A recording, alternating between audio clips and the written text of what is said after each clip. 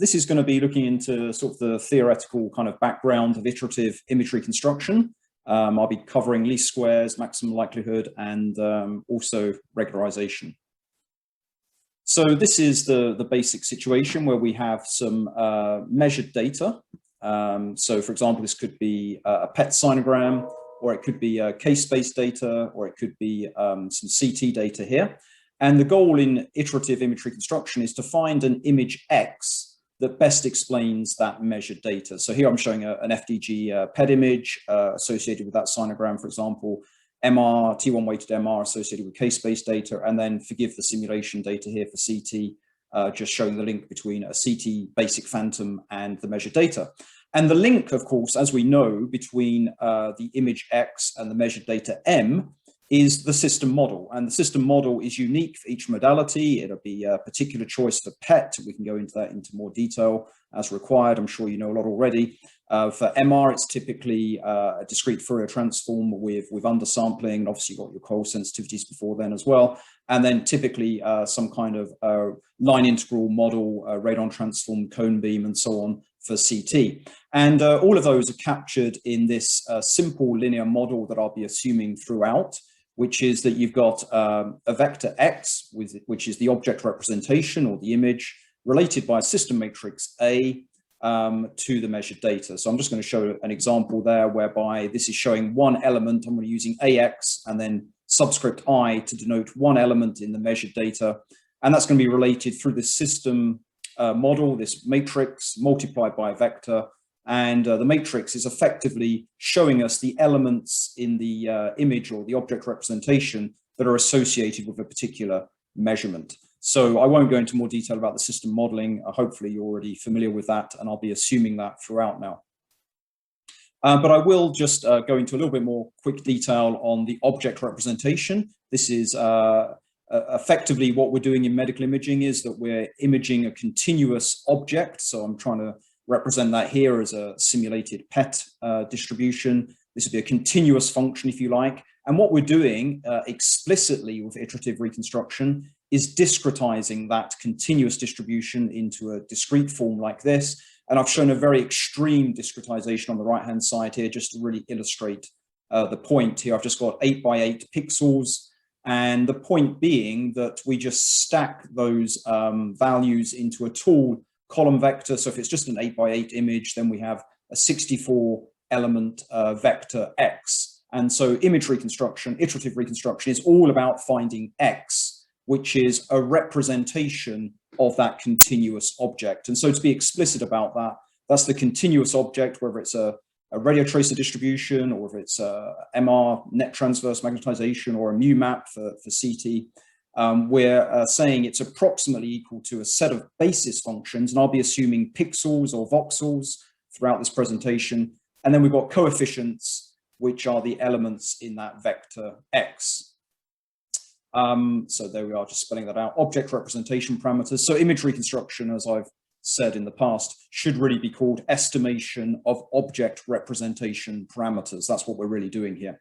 And then just to spell out the example there, I'm just showing 3 pixels and showing that, of course, these representations could just be regarded as these top hat pixel or voxel basis functions with particular amplitudes given by those coefficients which are stacked in that vector. So that's just to really make it clear what we're talking about in terms of what we're estimating, especially when it comes to statistical iterative image reconstruction. So basically pixel or voxel values. Okay, so first of all, I'll say what we can't do, okay? So this is based on mathematical issues, if you like. We can't claim that the measured data, whether it's a PET sinogram, whether it's case-based for MR, whatever, we can't say that that's directly equal to object representation, which I'll be calling image from now on just for convenience, because we all call it image. We can't say that that measured data equals the system model times our reconstructed image, okay, for a number of reasons. First of all, typically the measured data are noisy, and so this vector on the left-hand side of measured data won't even be consistent with our system model, so we can't expect this to hold. And then, of course, our model is exactly that. It's a model, and it's going to be imperfect. And furthermore, it's really presumptuous to even assume that we could even do this, because the chances are that the matrix A won't even be square. We'll be dealing with either an underdetermined when we've got missing data, or an overdetermined with 3D PET system of equations, and in which case the matrix A isn't even square. So this kind of expression here, A minus 1 doesn't even exist. So just to first of all clear out what we can't do mathematically. If we intuitively tried to remedy that non-square matrix, then intuitively what we could say is, well, let's just do the adjoint of the system model. Let's just do the transpose of it, or the conjugate transpose for MR. And that corresponds to the so-called back projection operation. So this will be some measured data. We could back project it using A transpose or A star, the adjoint of the system model. And then we do that to both sides of the equation. And then what we've got here now is a square matrix. And so we could rearrange that as shown to arrive at an attempted solution here, which, as I'll show you presently, is actually the least squares solution. But here I'm just motivating it intuitively, saying we could come up with some image reconstruction X, which is just equal to the inverse of this square matrix A transpose A, operating on the back projection of the measured data. But again, to make the point, that matrix A in real reconstruction, especially for PET, for example, which is what I know very well, the matrix A is colossal. I won't even go into the calculations, and 3D reconstruction by direct least squares inversion isn't even practical. Obviously, what we'd want to do is something like a singular value decomposition and then some kind of pseudo inverse, whatever your favorite method is, but we can't do it because the matrix A is so big. And also, of course, as this is a least squares solution, and I'll be showing in a moment, that's implicitly assuming Gaussian noise, which for PET isn't even the correct noise model. It's Poisson distributed noise. Okay, so those two are also non-starters. And so these two slides, part one and part two of issues, are really saying, well, that's the context. So why is it that we need to even do iterative reconstruction? Well, hopefully I've already begun to motivate it through these issues. So what can we do then? Well, sorry, just to repeat what we can't do. We know we can't say m equals ax, and therefore we're saying m minus ax equals 0. Can't attain that. M is noisy, not even consistent with the forward model A. So what is it that we could do? Well, let's, instead of trying to find an x that solves that, which won't work, instead let's find an x, which when we forward project it with the system model A, is giving some small residual vector, which I'm going to call delta here. Instead of 0, we're saying, well, no, okay, it's going to be wrong a bit. And so let's admit it's wrong. And then the goal of our reconstruction will be, well, let's try and minimize the size of that residual. So find the image reconstruction X, which delivers the smallest possible delta. And to measure the size of that vector, we could naively just sum all the elements as shown there. But of course, positive and negatives would cancel. And so intuitively, we'd say, well, okay, let's take the absolute value and square them. So this corresponds to the L2 norm of that delta vector. And this, of course, is therefore leading us to the least squares definition. This is the least squares objective function, where we're saying find an image X, which when you forward model it, matches the measured data M as best as possible, knowing it won't be 0, but instead we just want to minimize that distance, that discrepancy. And this is the least squares objective function. And in order to achieve this, we talk about an algorithm, so this is the argument X here, which when put through A will minimize this overall least squares objective, okay? And so I'm going to use a hat here to say that this is the X that delivers the minimum of that least squares objective function. So we've got objective and we've got many possible algorithms that could deliver this minimum. Okay, so this also relates to statistical image reconstruction. So just to show you the example for MR here, which uses a Gaussian noise model, I'm just going to show that the Gaussian noise model leads us naturally to a least squares solution. So what we're doing here is saying find an image X, so there's X, run it through the system model A, like we've seen before, in order to match the measured data M. So this is now case-based data for MR, of course. And so there I'm showing X, running it through the system model A, which of course, remember for MR, that's going to be cause sensitivity, Fourier transform, and then undersampling to strip out the case-based values you haven't measured. And what we're saying here is, well, okay, that's going to predict, if you like, model the mean K-space. And we can look at one particular element, I've exaggerated it here, in K-space, and we need that model, AX, in fact, we subscript I, to match the measured data. Okay, and so this is effectively a Gaussian model where we're saying that the mean of the Gaussian is AX and the noisy measured value is M. Obviously, I'm dealing with single elements, subscript I, and this is just the definition of the Gaussian probability distribution, which I hope you're all familiar with. And with the likelihood, what we're talking about is what is the likelihood of an image X given the fixed measured data M. So find the X that maximizes this probability. And the likelihood is saying, well, okay, let's consider the product of all of those probabilities, assuming independent measurements, find the X that delivers the maximum of the product of all of those probabilities. So hopefully that's a fairly clear concept, because obviously if you want to maximize each and every one of them, then if you maximize the product of all of them, that will do the job of maximizing each and every one of them individually. Okay, so this is where we get now the concept of where I'm heading, which is least squares, because this is a rather ugly thing to try and maximize. So what we do is we take the logarithm of it to get rid of that exponential. So we take the natural logarithm of this Gaussian likelihood. The product now goes to a summation and the exponential disappears. And then what I've done is just show, of course, where we're headed, which is the least squares here. And then I've just taken this out as a constant, assuming constant variance in that Gaussian. And then you can see straight away that if we're finding an X that's going to maximize that Gaussian log likelihood, then that will correspond, if we pick sigma is equal to sigma squared equal to 1, then it's going to correspond to minimizing the negative log likelihood. So if you take the negative of that, and now we just change the maximization problem to a minimization problem. And so hopefully you can see that maximizing that corresponds to minimizing the negative log likelihood. So this least squares objective function we can see relates directly to a Gaussian noise model.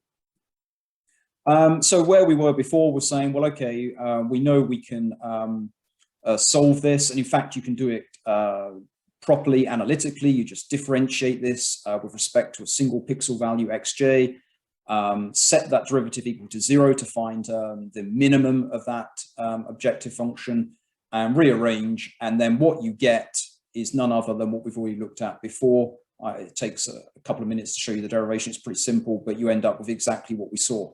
But just to go back to where we were, which is to say that that's not practical to do. And that's why we're going to need iterative reconstruction. So that's the motivation on this next slide, which is we need, therefore, to find the X that minimizes that least squares objective without, this is a key point, without needing the whole system matrix to be stored in memory. So when you're doing kind of forward models, system models in software, often these are done via calculations on demand. You know, you certainly don't store the entirety of that acquisition model in memory because it's just be colossal. So this is the least squares objective function I'm showing in blue here. And what we're going to do is make the following observation. Well, if we had some guess, so I'm going to call that X superscript K to denote some guess of the reconstructed image. It could be 0 valued if we're doing the least squares algorithm, or uniform valued.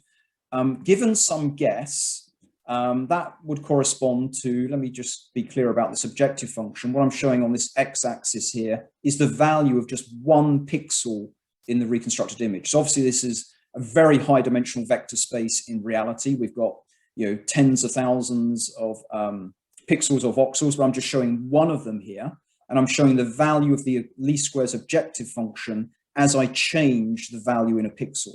And what I'm saying here is that given some initial estimate or a guess of what the image is, so I'm showing that here, so I'm guessing a pixel value here, what I can do is find the gradient of that objective function.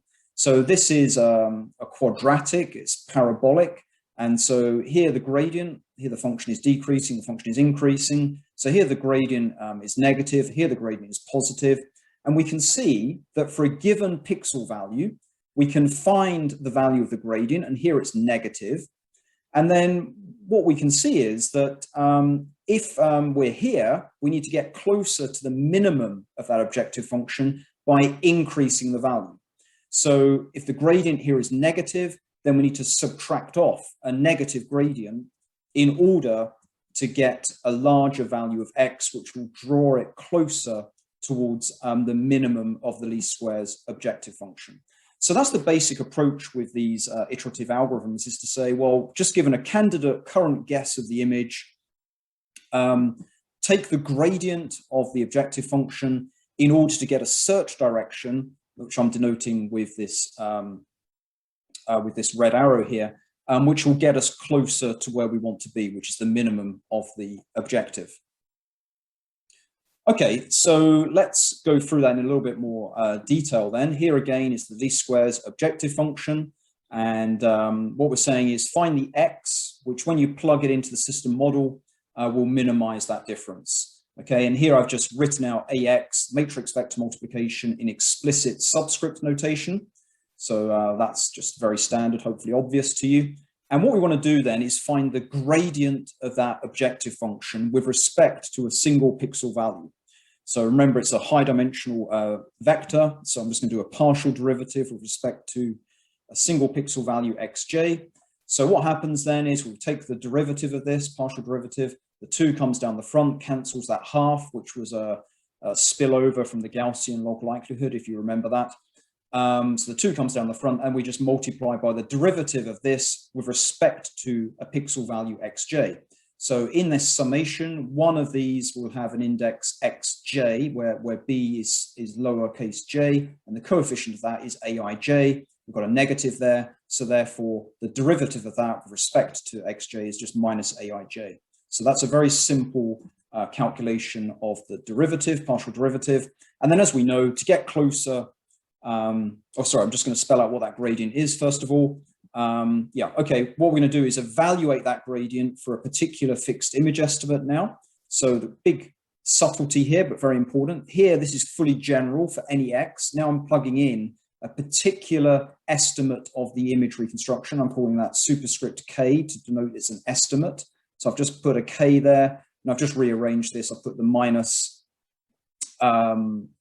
Yeah, the minus is just cancelled out there, and I've just put the aij in the front. And what I want to show you here is how simple that expression is. This sigma I over aij is none other than the adjoint of the system model, or the transpose. And then this, of course, is just ax minus m. So the gradient image for least squares is this extremely simple thing, which is to say, take your current image estimate, xk, forward project it with a, take the difference with your measured data, back project it, and that is the gradient of the least squares objective function. So a very simple, intuitive calculation for the gradient. Now, having evaluated the gradient, we know what we need to do to get closer to the minimum. We've got to subtract that gradient off. So there we go, subtract the gradient at xk in order to get to a next better estimate, xk plus 1, which will be closer to the minimum of that least squares objective function. So there it is there. And I've just said, well, there's some step size that we need to take of that gradient image. The gradient image is just a difference of back projections. And then we subtract that off to get a better estimate of the reconstructed image. Okay, so that's just repeating what I've shown before. Next update is previous update minus some step size of that difference of back projected images. I find it much easier to look at it in vector form. It's so easy. Take your current estimate, forward project, difference, back project, some step size, and then you subtract that from your current image. Very intuitive.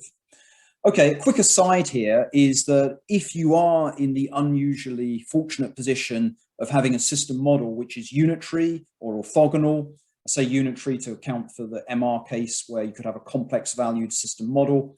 If it's unitary, that would mean that A star, or if it's orthogonal, that would mean A transpose, is equal to the inverse. If that's the case, then we can see that this least squares update for a step size of 1 automatically gives us the one-stop solution. Xk plus 1 is xk minus A star, A, xk minus m, A star A. If A star is the inverse, that's just the identity.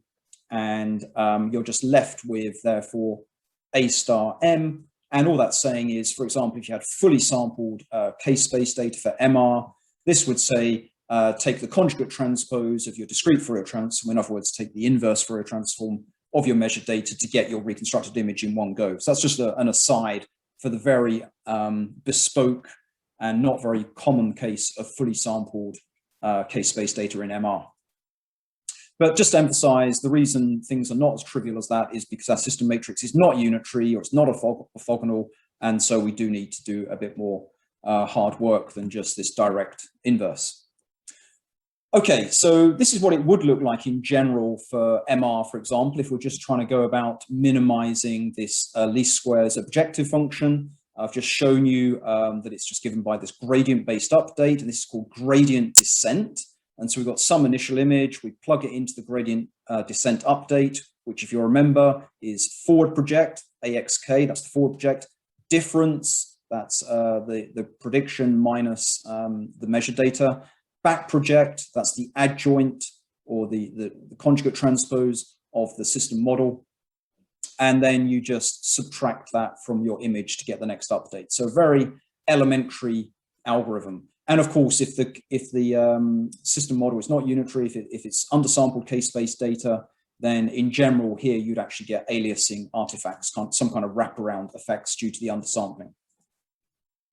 Okay, so now I just want to quickly look into, notice that the big unknown in this, okay, was, well, the step size. What on earth do we use? How much step size do we use? Now, for all you deep learning fans out there, this is also known as the learning rate, in terms of this would be like batch gradient descent.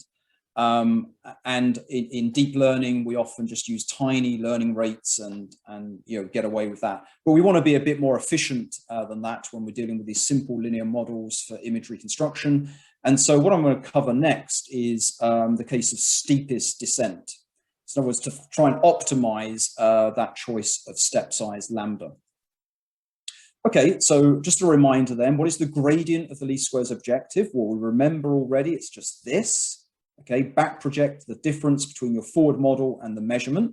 And if I just expand that out, that's saying take your current guess of the image reconstruction XK, forward project it, back project it.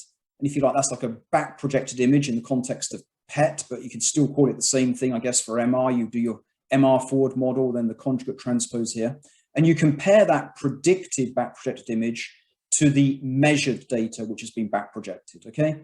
And so this can be more compactly written as follows. In other words, just run X through this large square matrix A, which, if you like, is modeling the back projection process in one go, and compare it to the back projected data G. That's the gradient, okay?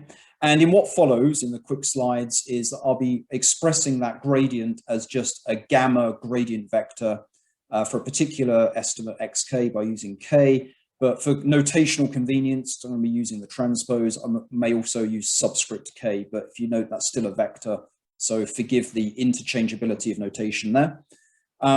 So yeah, gradient is just the difference between back projected images. Right, so we're trying to now optimize how much of this gradient image to add on to our current image estimate in order to get a better one that is closer to the minimum of the objective function. Now, of course, the objective function is not always beautifully set out. And so even if we optimize this search direction, it won't directly minimize the objective function. I'll show you a demonstration in a moment, just an illustration of that. First of all, then, just to go for the 2 pixel case here. So imagine I've got pixel value x1, pixel value x2, got some initial estimate, vector x superscript 0. So that would just be a value of 0 and 0 at the origin here. And we evaluate the gradient, which would be basically another image. And it's basically, therefore, defining a direction to go in order to minimize this least squares objective function. So I'm just writing that generally as follows. Next update is given by previous update. And in general, I'm going to say plus some scalar step size of the gradient evaluated at the current estimate. So here, at gamma 0 is the gradient evaluated at 0, 0 as the image. And what we're saying then is, as we know, the gradient is just the difference in back projected images, or just given by that expression there. And we need to figure out how much of that to add on to get closer to the minimum, or in fact, to actually, more specifically for this search direction, to actually hit the minimum in that search direction. So I've got a bit too much text there. I'm just spelling it out, saying we need to progress along a step size alpha of that gradient direction for as long as that least squares objective function is decreasing to reach a new image x1. So here I'm just showing now, as we progress along there, I'm just showing the different gradients as we go down here to hit some minimum in that search direction. The search direction is just that gradient image, such that the gradient here at the new estimate needs to be orthogonal or perpendicular to the initial search direction. And that's how we know that we've minimized in that search direction. Okay, so the gradient at the new estimate x1 is just going to be exactly the same formula that we've been using all along. It's just that we're plugging in predictively x1 there to say that when it's put through h and compared to g, that's the gradient.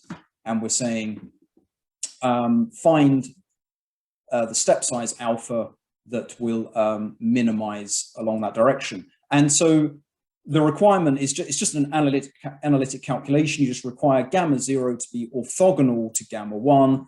It all analytically drops out beautifully to tell you that the step size you need to take to get there in one go, the minimum in that search direction, is simply take the gradient image, forward project, back project, and then take the scalar product with the original gradient image.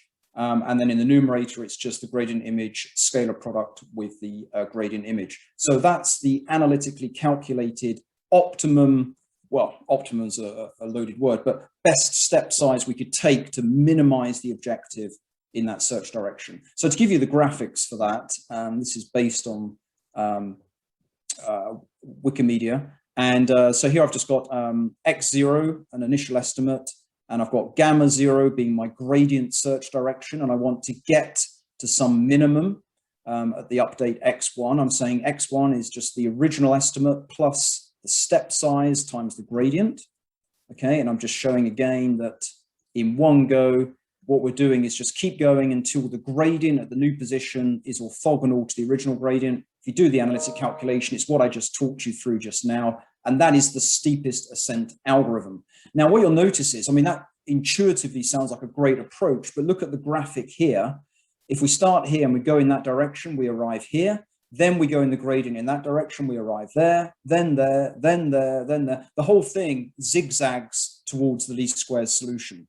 So it's not a very optimal approach, which is why you may have heard of the conjugate gradient algorithm, which is a nice upgrade on steepest descent. So this is the conjugate gradient method. Again, we start off at x0, and we start off with the same search direction, which is the gradient image evaluated at the current estimate. And we go in the search direction, which I'm calling D0, which is the same as the gradient, to arrive just like the steepest descent algorithm at position x1. And now when we're at x1, this is where conjugate gradient changes. Instead of doing the naive steepest descent by adding on the gradient at that position, what we do instead is add on this hybrid search direction D, okay? So the search direction D is equal to the gradient at that position. That is a good direction to take, but it's going to zigzag if we keep only using that. So what we do is we take the gradient at the new position and we add on some scalar amount of the previous search direction. So what this calculates here is, you can see D1 beautifully for the 2 pixel case takes us directly to the least squares estimate by using a search direction D1 that's equal to D0 plus gamma 1, or rather I should say the search direction is gamma 1 plus some amount of the original or the previous search direction. And if you go through the mathematics, I've got a full derivation. In fact, I've got a video on this if you want to go into the details of it. What drops out are these two step sizes, or rather, sorry, the step size is alpha, and beta is the amount of the previous search direction that you need to use to add on to the gradient to get this hybrid, super efficient search direction D1, which, as I say, for the 2 pixel case, for the least squares objective, delivers you the least squares estimate in just 2 steps. Very elegant and avoids that zigzag of the steepest descent method. Okay, so that's enough on least squares for the moment. I now want to quickly move on to Poisson noise, which is the case for PET data. So you remember we did the Gaussian log likelihood in the earlier slide, relating that to least squares. Well, with Poisson noise, we deal with the Poisson likelihood. So instead of the Gaussian, I've got the Poisson noise distribution here. Model of the mean is given by AX, a particular element I of that forward model. So this is just the definition of the Poisson probability distribution. And then, as we saw before, we take the product of all of those probability distributions in order to define the likelihood of a particular image X. So this is like a continuous dependence on a vector X, given a fixed measured data M. Okay, we want to maximize the product of all of those probabilities. So manipulate X to maximize that probability for each and every sinogram bin in the context of PET data. As before, we take the logarithm to turn the product now into a summation and eliminate that horrible exponential term, and we end up with this expression here. So what you need to realize is, just like hopefully least squares is like a very obvious distance measure for you, the analogy in the Poisson case is always going to be this basic form, which is measured data log model minus the model. So just like you know that it's measured data minus model L2 norm for least squares, so you should also know, hopefully sooner or later, that for the Poisson case, it's always of this form. And this relates to the Kullback-Leibler divergence, which is a way of expressing it as a kind of asymmetric distance measure. But for the moment, we're just going to focus on the classic case of maximizing this Poisson log likelihood. But first of all, I'm saying, unlike the Gaussian case, remember the Gaussian case, we could solve, even though we didn't, we had to do it iteratively, but in principle, you could solve it directly. This, you can't solve directly. So you're already forced into iterative methods. And so what we're looking for then is an algorithm that will find an image X, which when forward modeled, and you take the logarithm, multiply it by the measured data and subtract off the model, that will give a maximum of this Poisson log likelihood. And that's equivalent, of course, to minimizing the negative of the Poisson log likelihood. And I guess in optimization, we often like to minimize things. So you'll have to start talking about the negative Poisson log likelihood if you want to put it in a minimization context. So let's quickly talk you through an algorithm that does that. That's pretty much bread and butter for radionuclide imaging, PET and SPECT, which is the following. So here's our, I've rather crudely represented it as this nice sort of parabolic function, but it won't necessarily look like that. This is the Poisson log likelihood, and we want to find the X that maximizes that. So here is the gradient of the Poisson log likelihood, just very crudely shown as this linear line here. And now, because we want to maximize the function, if we've got some estimate xk, then to get it closer to the maximum of the Poisson log likelihood, we're going to need to add on the gradient. Okay, so first of all, let's find the gradient. And for that, just a reminder of what the forward model is. That's what I showed on the very early slides. Forward model is just a matrix vector multiplication. So let's take the gradient, the partial derivative of the Poisson log likelihood with respect to a pixel value. So this is a very simple bit of mathematics. It's just the logarithm of the model. So that's just 1 over the model multiplied obviously by m and multiplied by the derivative of ax subscript I. So we just take the derivative of that with respect to a pixel xj, and that's going to be aij. So that's why that appears there. And the same argument holds for the derivative of that. So it's just sigma aij. And this then is the gradient of the Poisson log likelihood. And again, we can consider that as an image, okay? It's a gradient image. So remember, for the least squares, the gradient of the least squares objective function was just a difference of back projected images. And so likewise, for the Poisson log likelihood, the gradient image can also be understood in a very intuitive way, which is take your image, forward project it, take the ratio between the measured data and the forward projection, back project that ratio, and then subtract off a back projection of unit data. This is also known as the sensitivity image. So remember, to get closer to the maximum, now we're going to need to add on the gradient, because here the gradient is positive, and that's the direction we need to go in if we're below, if our value is too small compared to the maximum likelihood estimate. So that's what I'm showing here. Next estimate is previous estimate plus the gradient image, okay, which is just this expression here. I've just plugged that in there. And now the fudge, which I won't motivate here, is to say that for the core algorithm used in PET imaging, we use a particular modification of that gradient direction. What we do is we take the image value and divide by the sensitivity. So the image divided by the sensitivity image. And that's like it's not really a step size, because this actually varies across the image. But it's just like a multiplicative modification of the gradient of the Poisson log likelihood. The reason for doing this, well, an intuitive motivation, is that you can see that by multiplying it by this, that term will cancel with that term there to just leave us a minus x here, which will cancel that one there, which means we end up with a purely multiplicative algorithm. Very simple to implement. So I'll talk you through that in this slide. You'd have an initial image, and then you do an EM update, and the EM update is just a forward projection, a ratio of the measured data to the forward projection, back projection, and then effectively a multiplication. You've got to normalize by the sensitivity image. And that's all you do to get a sequence of estimates. I've just unrolled them, kind of deep learning style here, as a series of EM updates. Okay, quickly now, sorry to, I think we started about 1/4 or so, so I'll just take 5 minutes, hopefully. Regularization, noise is a problem in PET, and incomplete data is a problem for MR and CT, because we've got undersampled MR, missing angles in CT. So how are we going to deal with that? Well, first of all, just to spell out the problem with PET, if we've got high count data, we get nice images, low count data, poor images. So noise is a problem, and we need to regularize to compensate for noise. With MR, the problem is often undersampling. So I'm just showing a very simple example of stripping out some of the K-space lines here. And that results in the aliasing kind of wraparound artifacts that you're probably familiar with already. And again, need to regularize, but this time for a different reason. And CT, there'd be a similar case where you have missing angles giving artifacts in the image.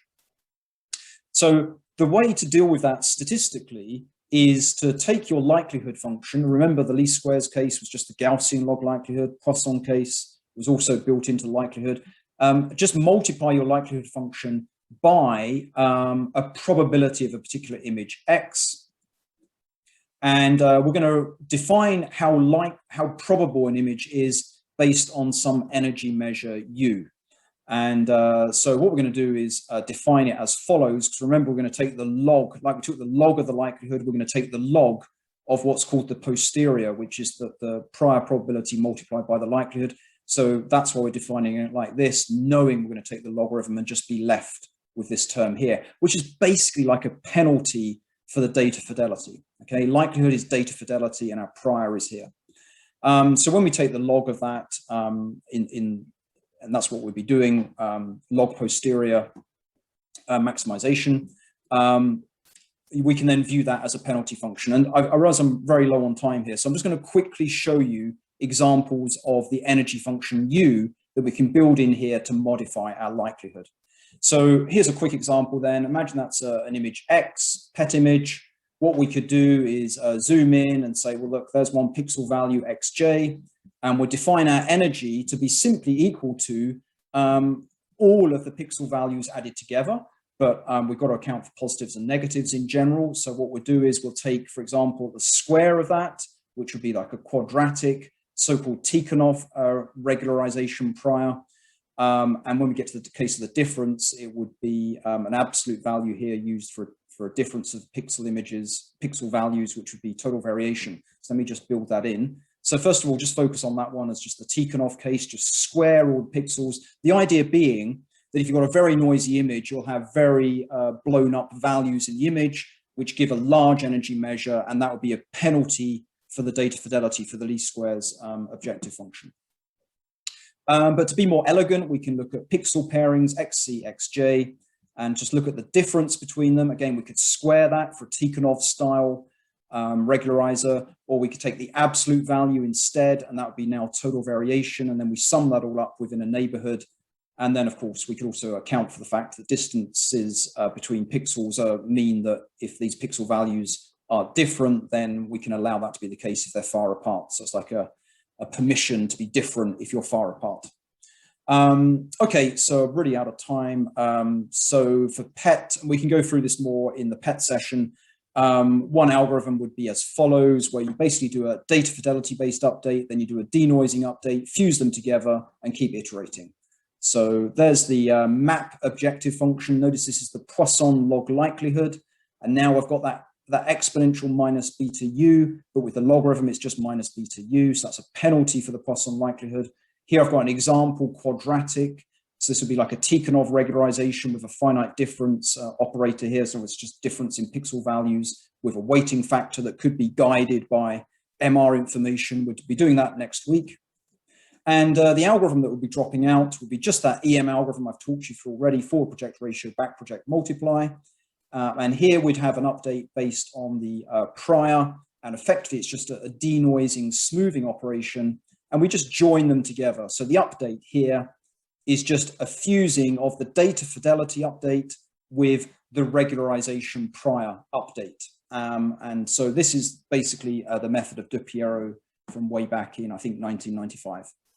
Okay, really short on time.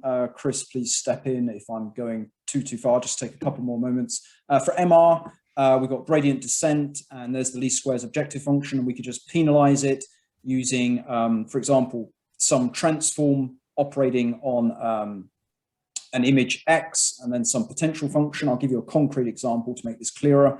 So Tikhonov regularization would be least squares difference, and then penalizing this data fidelity term with this regularized penalty here, which is what we're saying here is take the image X. You could just use an identity mapping for vanilla Tikhonov and just penalize any image that has large values, or you could do the finite differences, looking at the neighborhoods. That's what I showed you earlier in that graphical example. And this could actually be solved directly with the conjugate gradient algorithm. You can do more elegant things than that. You could get into, instead of doing L2 norms, you could do L1, and that's just taking the sum of the absolute values, where what you could say is, well, I want to find some transform W operating on X such that this only has small values. So imagine what you could do here is, for example, finite differences, just look at neighborhood values, just taking the gradient, take the absolute value, that'd be total variation. And that would encourage images that are sparse in terms of gradients, okay? Because the L1 norm would just sum up all those values. And if the gradient, if the image is flat in various regions, that would pass through with no penalty. But you could use a wavelet transform, and I've just shown you that graphically here. These are coefficients for the wavelet transform of this image, and we could just demand that there be few coefficients used to represent the image X. So these all need whole 1 hour lectures in and of themselves. I'm just covering basics here. And this is what we do with deep learning, but I'm really out of time. So I think I won't have time to cover this, and I'll pass back to Chris.